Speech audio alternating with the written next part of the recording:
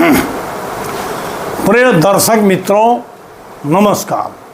पावन ज्योतिष प्रभात YouTube channel पर आप सबका स्वागत है। आज के वीडियो का शीर्षक बहुत ही इम्पॉर्टेंट है, अर्थात महत्वपूर्ण है, बड़ा उपयोगी है और आप सभी लोग जानना चाहते हो कि जीवन में जो भी घटनाएं होती हैं उनका समय कैसे जानें। चाहे विवाह हो, चाहे संतान प्राप्ति हो, चाहे नौकरी हो, चाहे दुर्घटना हो, चाहे विदेश गमन हो, चाहे व्यापार से संबंधित कोई कार्य हो या जीवन के अन्य विषयों से संबंधित हमारी जो भी कामनाएं हैं उनका समय कब है, वो पूरा होंगे कि नहीं होंगे, इसके बारे में खासकर उसके समय के बारे में आप जानना चाहते हो। आज के वीडियो का शीर्षक है जीवन की घटनाओं का सटीक समय कैसे जानें। Know the timing of life events. जी हाँ मित्रों, आगे बढ़ने से पहले आपसे अनुरोध है कि अगर मेरे चैनल को अब तक सब्सक्राइब नहीं किए हैं तो नीचे सब्सक्राइब का बटन पुश करिए, हाइप का बटन पुश करिए, वीडियो पसंद आवे तो लाइक करिए, अधिकतम मित्रों को शेयर करिए, अंत में एक प्यारा सा कमेंट जरूर दीजिए, मैं उसका जवाब देता हूँ।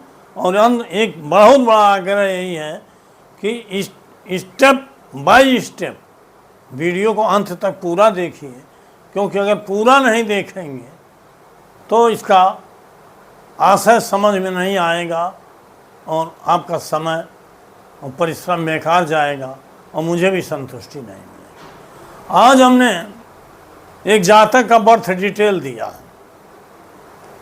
एकदम कि इसका नाम एग्जाम्पल है, लेकिन किसी का भी बर्थ डिटेल हो, किसी की भी कुंडली हो, आपकी भी कुंडली हो, आप जीवन में कोई घटना कब घटित होगी उसका सटीक समय कैसे निकालेंगे।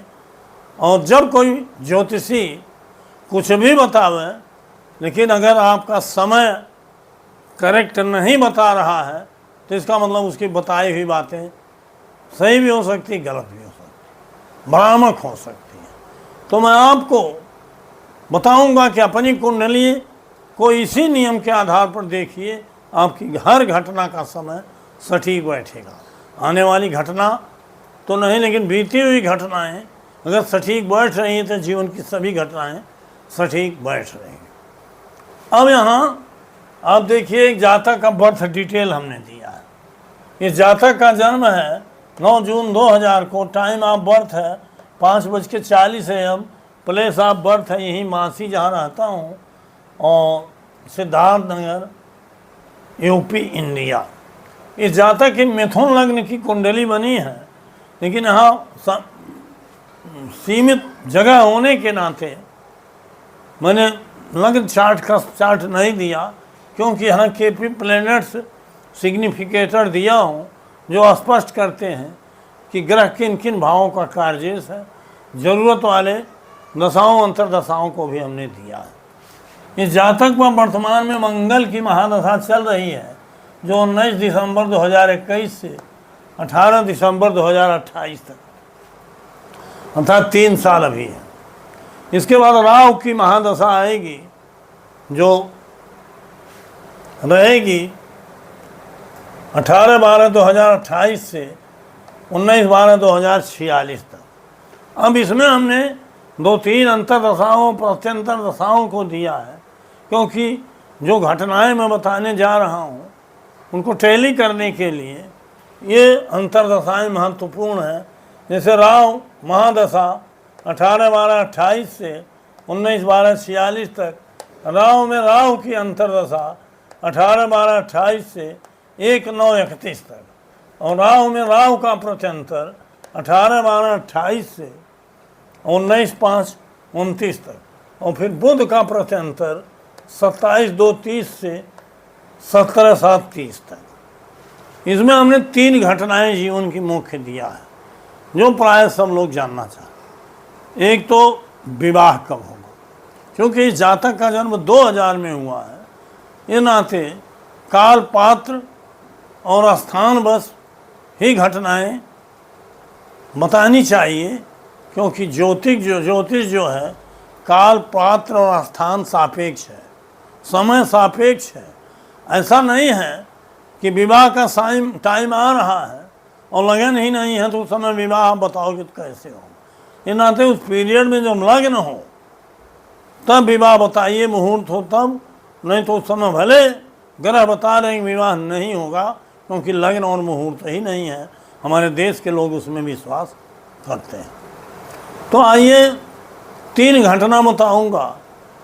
2000 में जन्म है, 25 साल का हो गया। पहली घटना तो ये देखना कि इसका विवाह कब हो। दूसरी घटना, अगर नौकरी चाहता है तो नौकरी कब हो। तीसरी घटना, क्या इसमें चोट चपेट है, क्या कोई दुर्घटना हो सकती है। आइए हम सीरियल से बात करते हैं। देखिए, मंगल की महादशा है। यहाँ मंगल के सिग्निफिकेटर को देखेंगे।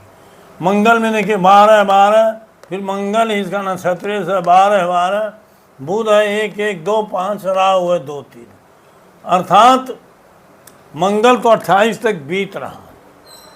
और अगर हम नौकरी के भाव को लें तो नौकरी में आप सभी जानते हो कि मुख्य भाव होता है 6वां, और केपी में हमने बार बार बताया है कि भाव समूह का फल मिलता है, अर्थात 6ठे भाव के साथ साथ 6, 10, 2, 11 ये 4 भाव हो या 6, 11 हो या केवल 11 आया हो, तब भी एक कॉमन सेंस में आ जाता है कि ऐसा योग है।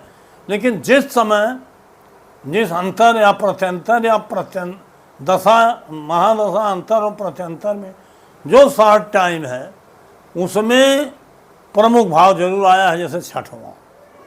विवाह का है 7, 2, 11, लेकिन जब वो घटना घटित होगी तो 7वां भाव जरूर आया होगा।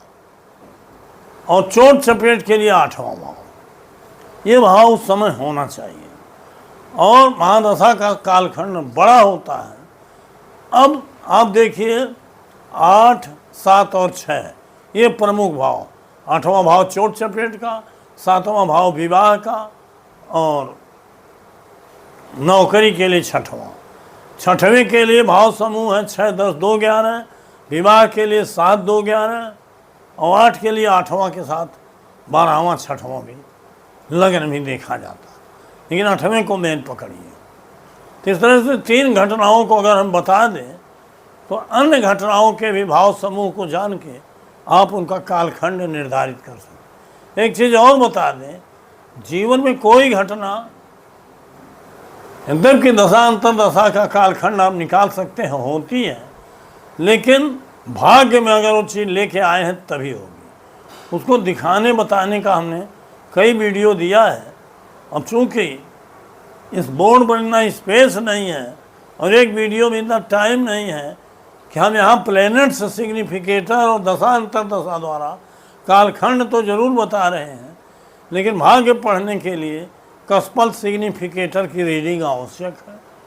वो अलग से किसी वीडियो में हम पुनः देंगे। यहाँ ये घटना का समय कैसे निकालें। अब यहाँ आप देखिए मंगल को मीठे तौर पर देखिए, सीधे तौर पर तो विवाह के लिए 7वां भाव नहीं आया। मंगल में नक्षत्र के माध्यम से तो 12 ही आया है, लेकिन अन्य भावों की दृष्टि से भी 6वां भाव नहीं आया है। नौकरी के लिए, चोट के लिए भी 8वां भाव नहीं आया। तो मंगल तो इसका था बड़ी कायदे से बीत रहा है, लेकिन 12वां भाव सबल है, आप देख रहे हैं। जब कि ग्रह अपने नक्षत्र में हो तो अपने उप नक्षत्र का फल देता है। इसमें 1, 1, 2, 5 है, समाधान की स्थिति है। लेकिन अब हम आते हैं 28 तक ही मंगल है, अभी इसकी पढ़ाई लिखाई चल रही है, तो राहु के पीरियड को हम पकड़ेंगे, क्योंकि सूर्य में भी देखो मंगल के नक्षत्र में 12 है। अब राहु को तो हम पकड़ेंगे, राहु को हम यहाँ दिखाएं। एक बात और बता दें, यही मेन टॉप चीज़ है। अभी राहु में सब बताएंगे केपी में या सटीक फल मिलने के लिए केपी ही बढ़िया है, नक्षत्र बल प्रमुख होता। ग्रह कोई भी हो, उसकी दशा, किसी भी ग्रह की दशा हो, लेकिन जो नक्षत्र में भाव आए हैं उनके भाव समूहों का ही फल आपको मिलेगा। मान लीजिए नक्षत्र में 7वां भाव आया है तो 7, 2, 11 को देख सकते हैं। नक्षत्र में 6वां भाव आया है तो 6, 10, 2, 11 के बारे में आप कल्पना कर सकते हैं। और नक्षत्र में 8वां भाव आया है तो चोट चपेट की बात आप सोच सकते हैं। तो नक्षत्र में भाव समूह में से कोई भाव जरूर होना चाहिए, और ग्रह के नक्षत्र में वो भाव भले हो, लेकिन ग्रह का उपनक्षत्र जो है उसके भी नक्षत्र में वो भाव हो, तभी वो घटना घटित होगी और उसी कालखंड में होगी और उसी समय में होगी, जरूर होगी। तो यहाँ हम देखेंगे राहु में देखिए, राहु बृहस्पति के नक्षत्र में, हमने अभी नक्षत्र की, राहु में जो भी भाव आए हैं, लेकिन बृहस्पति के नक्षत्र में है। बृहस्पति में 12, 7, 8, 11 नक्षत्र के माध्यम से 7वां भी आया, और नक्षत्र के माध्यम से 11वां भी आया है, 8वां भी आया है। जब 11वां आता है तो 7, 2, 11 माने विवाह भी करा सकता। जब 11वां आता है तो 6, 10, 2, 11 नौकरी भी मिलेगी। और जब 8वां भाव आया है तो चोट, दुर्घटना, फोड़ा, फुंसी आदि का भी संकेत देता है। लेकिन ये संकेत दे रहा है गुरु, लेकिन जब राहु का उपनक्षत्र स्वामी का नक्षत्रेश भी इन्हीं भावों को बताएगा, तब ये कार्य होंगे। अब कब होंगे देखिए, तीनों कार्य का हमने बताया नक्षत्र के माध्यम से संभावना है, और राहु का नक्षत्रेश बृहस्पति है जिसमें 12, 7, 8, 11 की हमने बात किया। व्यय भी है इसमें, इन्वेस्ट तो होगा ही जब कार्य हो। अब इसका उपनक्षत्र स्वामी राहु ही है। राहु पुनः यह भी बृहस्पति में है, अर्थात उपनक्षत्र स्वामी का नक्षत्रेश भी 12, 7, 8, 11 को सपोर्ट कर रहा है, और इसका नक्षत्रेश भी 12, 7, 8, 11। अब यहाँ आप दो चीज़ देखिए, क्लियर है। 7वां भाव इसमें भी आया है, 11वां यहाँ भी है, 7वां 11, इसका मतलब विवाह तो एकदम क्लियर है। 7, 2, 11 में से 7वां आ गया।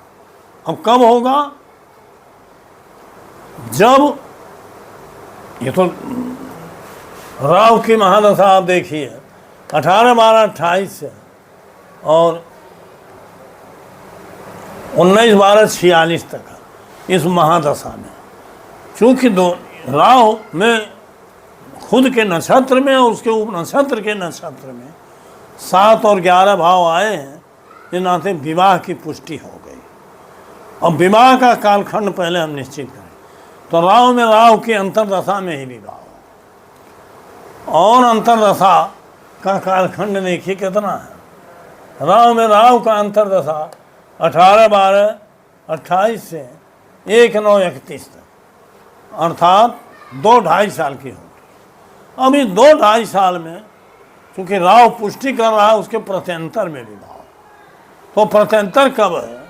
प्रत्यंतर देखिए, राहु का प्रत्यंतर है 18, 12, 28 से 19, 5, 29 तक, अर्थात 5-6 महीना, यही जो 12 दिसंबर 28 से मई 29 तक इसका विवाह हो जाएगा 28 और 29 में।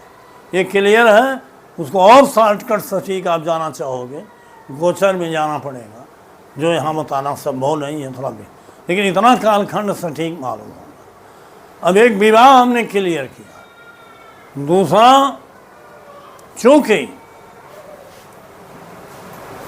8वां भाव यहाँ भी, 8वां वहाँ है, दोनों में 8वां है और 12वां भी आया है, तो इसका मतलब कहीं न कहीं दोनों में चोट, दुर्घटना, फोड़ा, फुंसी, ऑपरेशन, ये सब बता रहा है। कि ये भी कालखंड राहु के प्रत्यंतर में ही होगा जो ये बताया। यही पीरियड 18/12/28 से 19/5/29 के बीच में। हल्की चोट ही लग सकती, फोड़ा फुंसी हो सकता है, कभी कभी ग्रह में आता है, लेकिन भाग्य में लेकर चोट चपेट नहीं आया तो ग्रह में भले है नहीं। तो मतलब एक कालखंड इसके चोट लगने के लिए। लेकिन नौकरी के लिए 11वां भले राहु के नक्षत्र में है और उसके उप नक्षत्र में है, लेकिन राहु की अंतर्दशा, राहु की महादशा में राहु का अंतर्दशा तो यही होगा जो है 18/12/28 से 1/9/31 तक। लेकिन प्रत्यंतर बदलेगा, जिसमें 6वां भाव होगा और 6, 10, 2, 11 में से नक्षत्र और उपनक्षत्र दोनों में होगा, वही प्रत्यंतर। ये तो निश्चित हो गया राहु के दशांतर में होगा, क्योंकि 11वां आया, नौकरी लगेगी। लेकिन किस प्रत्यंतर में? अब देखिए, हमने यहाँ बुध का प्रत्यंतर दिया है 27/2/30 से 17/7/30 तक, फरवरी 30 से और जुलाई 30 के अंदर इसको नौकरी लगेगी। क्योंकि सभी ग्रहों में आप देखिए किसी में कुछ नहीं है, आप देख लीजिएगा, नोटिंग है यहाँ। बुध में देखिए, बुध अपने नक्षत्र के माध्यम से 2, 3 बता रहा, 2, 6, 10, 11 में से एक भाव आ गया। और अपने उपनक्षत्र के माध्यम से यहाँ देखिए चंद्रमा उपनक्षत्र है, इसका नक्षत्र है शुक्र, नक्षत्र है शुक्र है, जिसमें 12 था 6वां भाव मेन से आया है, मेन रूप से आया है उपनक्षत्र में, और स्वयं में 2 आया है, उसके उपनक्षत्र के नक्षत्र में 6वां है, था 2, 6 आ गया है, और राहु में 11वां भी आया है। इस तरह से राहु की महादशा, राहु की अंतर्दशा और बुध के प्रत्यंतर में इसको नौकरी लगेगी। ये कब लगेगी? ये है 27 फरवरी 30 से 17 जुलाई 30 के अंदर। अब इसका और शार्ट में आप जाना चाहोगे तो गोचर से निकाल के हम उसको भी बता सकते। लेकिन इतना एक्यूरेट टाइम जब कोई ज्योतिषी बतावे, जब कोई ज्योतिष बतावे, तभी आप उस पर विश्वास करिए। क्योंकि घटना अगर कोई नहीं बता सकता कि कब होगी, और बताएगा लेकिन करेक्ट टाइम नहीं बता सकता, तो जो उसने बताया उस पर विश्वास कैसे किया जाए। इस तरह से हमने 3 घटनाएं बताया। आप जीवन की हर घटना के बारे में किसी भी कुंडली से देख सकते हैं। और अंत में ये भी आग्रह करूँगा कि 2 स्टेप में देखिए, एक कस्पल सिग्निफिकेटर में क्या बता रहे हैं, क्या भाग्य में आप लेके आए हो, और एक प्लैनेट्स सिग्निफिकेटर में दशा अंतर्दशा द्वारा समय निर्धारण। यहाँ हमारा टॉपिक था समय निर्धारण। हम मान के चल रहे थे कि कस्पल सिग्निफिकेटर में भाग्य में इसके नौकरी भी है, विवाह भी है और चोट भी है। इसमें से जो चीज़ें भाग्य में नहीं होगी, भले समय आएगा नहीं मिलेगा, लेकिन समय यही है। मान लीजिए 3 में से एक घटना नहीं मिलेगी, 2 तो मिलेगा या तीनों मिलेगी, जो अगर भाग्य में है, प्राय रहता है। तो मैं चाहता हूँ कि वो चोट वाली घटना न हो, इस नाते ऐसा बात कर रहा हो सकता है कस्पल सिग्निफिकेटर में अष्टम का उपनक्षत्र स्वामी चोट न बता रहा हो। इसी तरह से अगर आप जीवन के किसी घटना का सटीक समय ज्ञात करना चाहते हैं, मालूम करना चाहते हैं, तो नियम यही अपनाना पड़ेगा। और इस नियम को कोई नहीं बताता है। क्यों इतना अध्ययन करेगा, क्यों 40-45 साल इसमें खपाएगा, जब उसको यूँ ही कुछ बोल देने से लाखों व्यूअर मिल जाते हैं। तो मित्रों, मैं आपका कुंडली का परामर्श भी देता हूँ। अगर आप संपर्क करेंगे तो समाधान, परामर्श और घटनाओं का समय निर्धारण और ज्योतिष संबंधी सभी सटीक जानकारी आपको मिलती है हमारे यहाँ से। वीडियो लंबा न हो, इस नाते आज का टॉपिक यहीं समाप्त करता हूँ। पुनः 3 दिन बाद मिलूँगा नए शीर्षक के साथ। बहुत बहुत धन्यवाद। हार्दिक शुभकामनाएं।